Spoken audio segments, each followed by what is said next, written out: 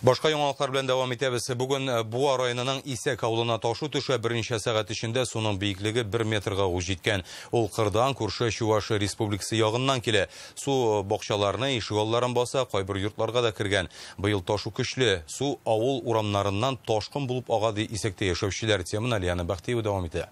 Шушы йортта мондый хәлне күргәнебез юк. Исәк авылында ташу көндезге сәгать 11ләр тирәсендә башланган. Кар сулары кырдан шавылап төшә. Мондый күренеш башка елларда да күзәтелә, әмма быел аеруча көчле. Су күз ачып йомганчы 1 метрга кадәр күтәрелде ди авыл халкы. Гүзәл Гыйләҗева хәзер нишләргә дә белми, хуҗалыгы өчен борчыла.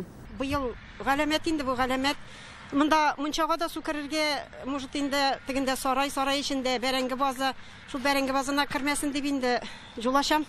Буа районы халкын язгы ташу елда сыный. Бу 2020 елга кадрлар. Ул чакта Кыят авылы янындагы күпер су астында калып фаҗига булган иде. 3 рат аннан трактор белән чыгарга тели. Тик техника су астына китә. 2 кеше чыгып өлгерсә дә трактор йөртүчесен коткара алмадылар. Аның гәүдәсен берничә көн буе эзлиләр. Язгы ташу белән елда көрәшәбез ди Исәк авылында яшәүче Равил Нуруллин. Быелгы ташудан соң дамбаны төзекләндерергә кирәк булыр дигән фикердә ул. Дамбалар тигезләнгән. Шуның өчен су бу якка бәрә, теге якка китә алмый. Хәзер Исәк авылының 25 йорты олы юлдан бүленгән. Авыл халкы су китсен өчен канау казый. Аларга ярдәмгә экскаватор да җибәргәннәр. Нәтиҗәдә бердәм тырышлык белән ташуның тизлеге кими. Җирле җитәкчеләр җитди зыян күрүчеләр юк дип хәбәр итә. Буа районыннан Алияна Бахтиева, Рөстәм Әхмәдуллин, Илнур Кадыров, Яңа Гасыр.